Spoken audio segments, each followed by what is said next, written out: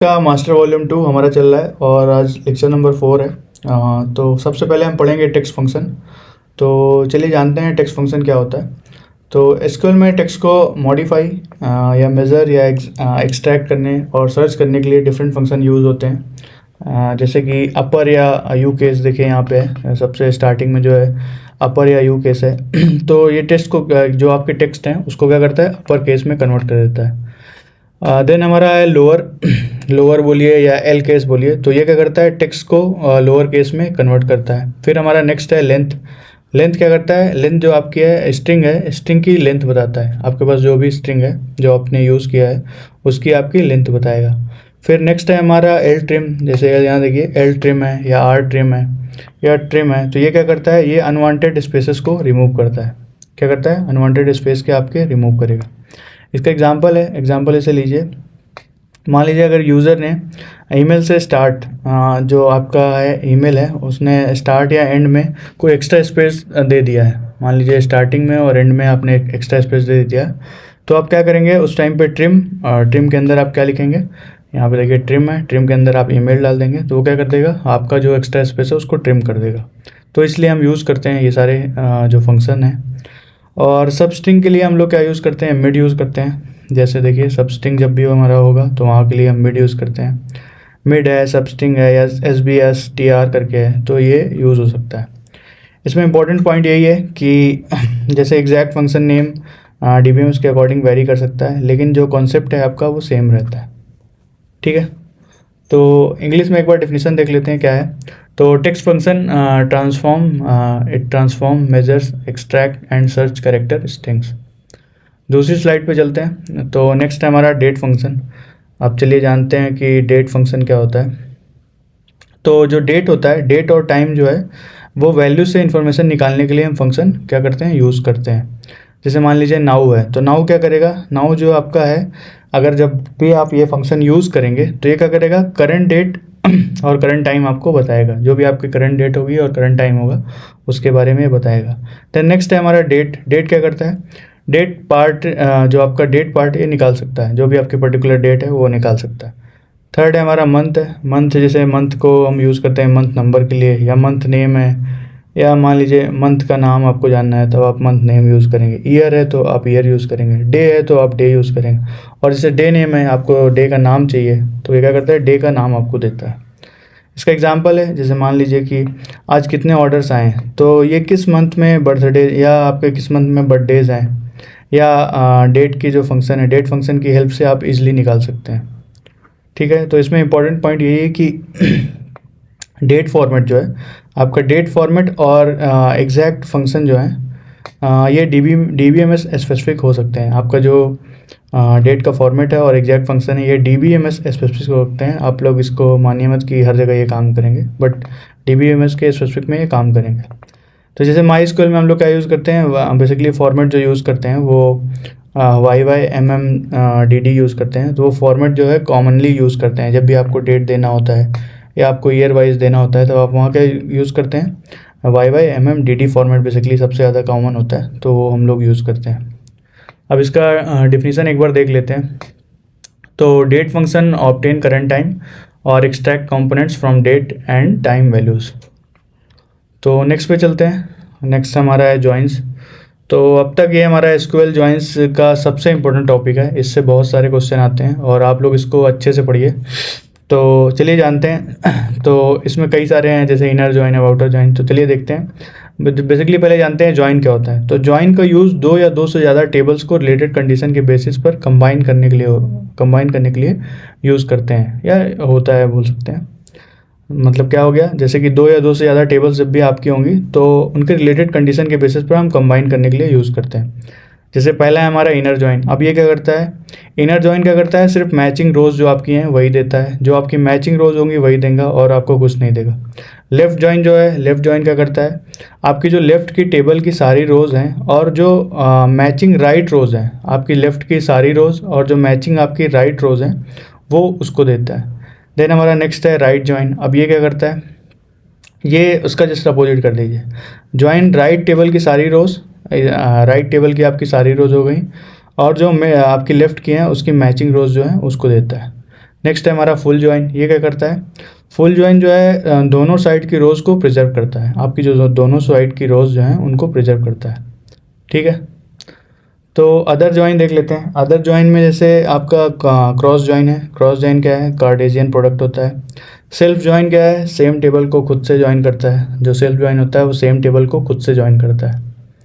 ठीक है, नेक्स्ट हमारा इक्वी ज्वाइन है। इक्वी क्या करता है, ये बेसिकली इक्वालिटी कंडीशन यूज़ करता है, जो भी आपकी इक्वालिटी कंडीशन होती है उसको यूज़ करता है। नेचुरल ज्वाइन क्या होता है, नेचुरल ज्वाइन जो आता है वो सेम नेम से कॉलम्स को ऑटोमेटिकली मैच करता है। तो इसका सिंपल एग्जांपल है, मान लीजिए आप कस्टमर टेबल और ऑर्डर टेबल को ज्वाइन करके कस्टमर नेम के साथ ऑर्डर अमाउंट को दिखाना होगा, तब आप ये यूज़ करेंगे। ठीक है, आई थिंक मैं दूसरी स्लाइड में पहुंच गया क्या। तो मुझे लग रहा है आपको ज्वाइन समझ में आ गया होगा। और इसके डिफिनीसन भी देख लेते हैं एक बार, क्या है यहाँ पे देखिए स्टेटमेंट लिखा है, a join combines rows from 2 और more tables using related condition. तो मैंने स्टार्टिंग में आपको बताया था कि ज्वाइन क्या होता है। ठीक है, नेक्स्ट स्लाइड पे चलते हैं। नेक्स्ट हमारा equi, natural and Cartesian join. तो इसको देखते हैं क्या होता है। तो इक्वी क्या करता है, मैंने बताया आपको इक्वी क्या है, इक्वालिटी कंडीशन यूज़ करता है। जैसे मान लीजिए आपको एग्जांपल में देता हूँ कि a.id is equal to b.id। तो यहाँ पे मैंने क्या यूज़ किया, इक्वल टू क्या हो गया हमारा, इक्विवेलेंट, मतलब बराबर है। a.id बराबर है किसके, b.id के। तो ये आपका क्या हो जाएगा, इक्वी ज्वाइन हो जाएगा। देन हमारा नेक्स्ट है नेचुरल ज्वाइन। अब ये क्या करता है, जैसे मान लीजिए ज्वाइन जो है सेम नेम कॉलम्स के ऑटोमेटिकली मैच करता है। जो आपके सेम नेम कॉलम्स होंगे उनको ऑटोमेटिकली मैच करेगा। तो ये कन्वीनियंट के लिए यूज़ करते हैं, ये बेसिकली कन्वीनियंट है, लेकिन रिस्की भी हो सकता है। मान लीजिए कि अगर सेम नेम से कोई कॉलम एक्चुअली अनरिलेटेड हो तो फिर क्या है, ये रिस्की हो जाएगा आपका। नेक्स्ट है कार्टेशियन प्रोडक्ट। अब इसको क्या है, मगर जैसे देखिए यहाँ पे, अगर टेबल ए में मान लीजिए आपके पास कोई टेबल है, उसमें टेबल ए में m रोज़ हैं, आपकी कोई रोज़ जो है उसमें m है, और टेबल बी में आपके पास n रोज़ हैं, तो जो उसमें रोज़ हैं बी में आपके पास n है। तो कार्टेशियन जो प्रोडक्ट में टोटल रोज़ होंगी वो क्या होंगी, m इंटू n, मतलब m गुणे n हो जाएंगी, मतलब आपका मल्टीप्लिकेशन हो जाएगा। इसका एग्जाम्पल ले लेते हैं। मान लीजिए आपके पास यहाँ देखिए 3 शर्ट्स कलर्स हैं और 4 साइजेस हैं, तो इसका आपका कार्टेशियन प्रोडक्ट क्या बनेगा, 12 कॉम्बिनेशन बनेंगे। तो ये क्या हो जाएगा, आपका कार्टेशियन प्रोडक्ट हो जाएगा। ठीक है, और अगर ज्वाइन का कंडीशन जो है एक्सीडेंटली मिस कर दी तो क्या हो जाएगा, तो अनइंटेंडेड आपका क्रॉस ज्वाइन बन सकता है। क्या बनेगा, अनइंटेंडेड क्रॉस ज्वाइन बन सकता है। तो नेक्स्ट इसका डिफिनीशन देख लेते हैं एक बार। Cartesian product pairs every row and equi and natural joins retain related combination. ठीक है, तो नेक्स्ट स्लाइड पे चलते हैं। Subquery and correlated subquery. अब इसको जानते हैं क्या होता है। तो सब क्वेरी बेसिकली क्या होता है, सब क्वेरी का मतलब ही होता है एक क्वेरी दूसरी क्वेरी के अंदर। क्या होता है, एक क्वेरी दूसरी क्वेरी के अंदर। जैसे मान लीजिए कि ये सिंगल वैल्यू है, सिंगल आपके पास कोई सिंगल वैल्यू है या सिंगल रो है या मल्टीपल रोज या टेबल टाइप रिजल्ट दे सकती है। ये क्या करती है, मल्टीपल रोज या टेबल टाइप रिजल्ट दे सकती है। इसका एग्जांपल अगर देखेंगे सब क्वेरी का, तो जैसे मान लीजिए एवरेज सैलरी से ज़्यादा, देखिए यहाँ पे एवरेज सैलरी से ज़्यादा सैलरी वाले एम्प्लॉयज़ आपको निकालने हैं, तब आप सब क्वेरी यूज़ करेंगे। अब नेक्स्ट है हमारा कोरिलेटेड क्वेरी। तो कोरिलेटेड क्वेरी क्या होती है, इसमें इनर क्वेरी जो आपकी इनर क्वेरी आउटर क्वेरी की रो पर डिपेंड करती है। आपकी जो इनर क्वेरी है वो आउटर क्वेरी की रो पर डिपेंड करती है। कॉन्सेप्चुअली रो के कॉन्टेक्स्ट में जो कॉन्सेप्चुअली इनर क्वेरी है वो आउटर क्वेरी के हर रिलेवेंट रो के कंटेक्स्ट में इवेल्युएट होती है। क्या करती है, आपकी जो इनर क्वेरी आउटर क्वेरी के हर रिलेवेंट रो के कंटेक्स्ट में इवेल्युएट होती है। इसमें इंपॉर्टेंट पॉइंट एक बार देख लेते हैं क्या है। जैसे मान लीजिए अगर सब क्वेरी मल्टीपल रोज रिटर्न करती है तो इन, एनी या ऑल जैसे ऑपरेटर्स यूज़फुल होते हैं। जैसे मान लीजिए आपके मल्टीपल सब क्वेरी आपको रिटर्न कर रही है, तो इन, एनी या ऑल जो भी हैं ये क्या है, ये सब ऑपरेटर आप यूज़ करते हैं।